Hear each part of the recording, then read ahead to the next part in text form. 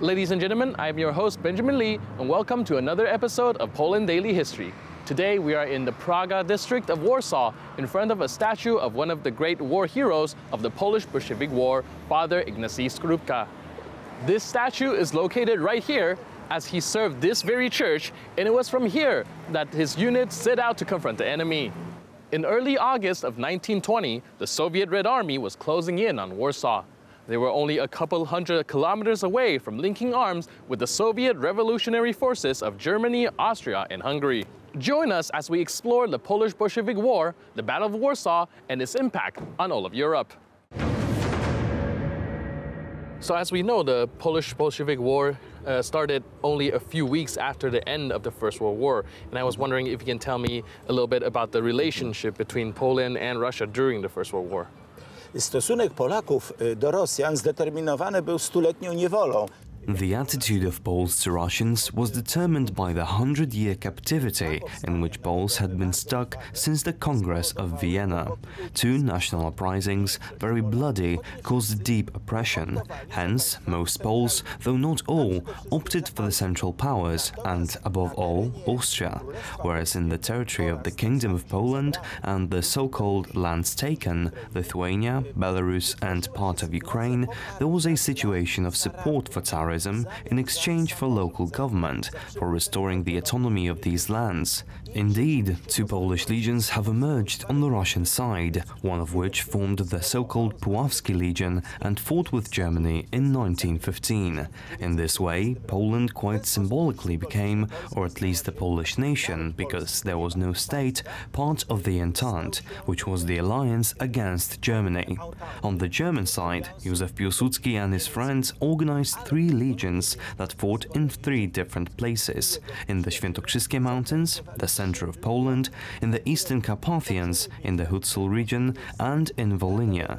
And it was in Volhynia, on July 4th, 1916, that the largest battle of the legions was fought, the Battle of Kostuchniówna, in which all the brigades, all forces, about 12,000, took part against the huge offensive of General Brusilov. Against the stubborn defense of the Poles, this offensive collapsed in 1916. The situation will repeat itself in 1920. Załamała w 16 roku. Sytuacja powtórzy się w roku 20. So how did the Poles end up in the winning side of the First World War? Rzeczywiście należy to do majstersztyku polskiej dyplomacji. It really was a masterpiece of Polish diplomacy. Somehow, the Poles moved to the camp of the Central Powers, to that of the victorious states. Let us remember that when the First World War begins, Poles have unhealed wounds and unresolved political interests with Tsarist Russia. Poles hated Tsarism. This does not mean, however, that Poles would treat the Russian people badly. Quite the opposite. The Russians in Warsaw were quite liked, as evidenced by the Orthodox Church just a few hundred meters from where we are right now. The problem is that after the German expulsion of Tsarist troops from the Polish lands, there was a great evacuation of over 1.5 million people. This involved the Russians living here, about 500,000, as well as Poles working here in various factories, about 1 million people. Poles no longer had any interest in supporting Central States, who were our next partitioners. After the victorious Battle of Kostiuchnówka on July 4th, 1916, Piłsudski retains his legions, prohibits them from further participation on the side of the Central Powers, and eventually leads to their liquidation. The Central Powers, earlier delighted with the attitude of Poles, wanted to form a 1 million-man strong Polish army. They are ready to give money and armament, but they are not ready to give political guarantees, like the creation of a state.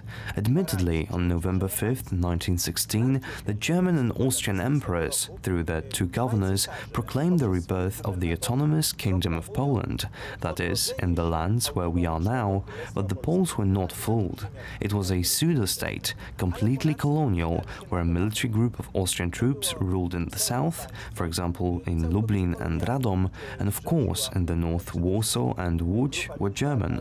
In this situation, Piłsudski went into opposition and and, fortunately for him, the Germans let themselves be provoked and arrested him. Piłsudski had such a moment when he considered leaving for the east, and he was already prepared to escape to the Eastern Front, where the Tsarist system ended by the February Revolution, which isn't to be confused with the Bolshevik October Revolution. Tsarism was overthrown, the Russian Republic was formed, with which we could ally, which could grant the Poles the right to independence. Piłsudski refrained, however. He stopped this escape route, returned and waited to be arrested. He was imprisoned and became a national hero. His legions threw their sabers, laid down their weapons and went to internment camps, very often along with prisoners of war of Belgium and France. It was during the internment of Polish legions that the most eminent song of the Polish army was born, namely the March of the 1st Brigade. Only then was the song sung, going into captivity. Indeed, the Poles had to sit in this captivity for a year and a half, but it opened the way for a new Polish army to be formed in the west, in Lorraine, on the outskirts of the part of the Alsace, and was still part of France, in Champagne. The Polish army in France, which was commanded by General Haller. Haller had initially stood on the side of Austria. He was a great scout, the organizer of our so-called Christian Falcon teams. He was the commander of the 2nd Brigade. As a commander, he came to the Carpathian Front. There, the Poles already knew these areas, and at the time when Austria betrayed Poland in a treaty with Soviet Russia, but above all with the acid-independent Ukrainian Republic, giving away Polish lands mostly inhabited by Poles under the authorities of the future Ukraine, the Polish village rebelled. They destroyed the Austrian army and switched to the Russian Republic, the Entente. There, our troops fought a second battle with the German troops that encircled them near Kaniów, and General Haller, disguised and under another name, Mazowiecki, broke through to Moscow, and from Moscow the last train reached Murmansk, where the British cruiser took him to Le Havre in France, and he made it on July 14, 1918, to the grandstands of victors when the Entente troops paraded. The Polish army in France, called Haller's army, from that moment also took part in this wonderful ceremony. 100,000 well-armed Poles, a large part came from Canada and the United States, some from Brazil and Argentina arrived. It was a gigantic gathering of Poles.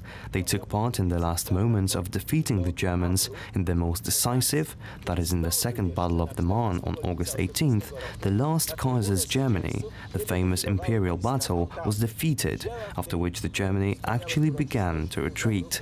The Poles from France returned to Poland and joined the Polish army. Well, it actually made up almost half of the Polish army in 1919, when the war with the Bolsheviks began. This is another war. Let us remember that the Bolsheviks declared war on the Poles at the very beginning of their rule, when the Polish state did not yet exist, but Polish military formations existed in Russia, as they had been part of the Tsarist army up until that point.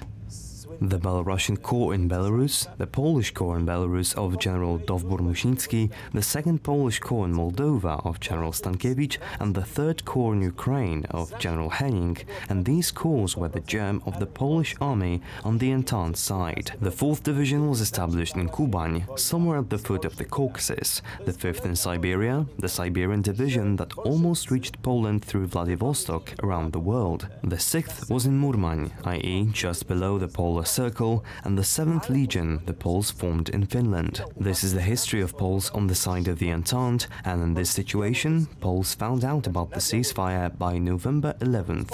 It should be added that the day before at 11th November at 12, a truce was concluded, and the day before, Poles here in Warsaw caused a small uprising, which prevented a large uprising.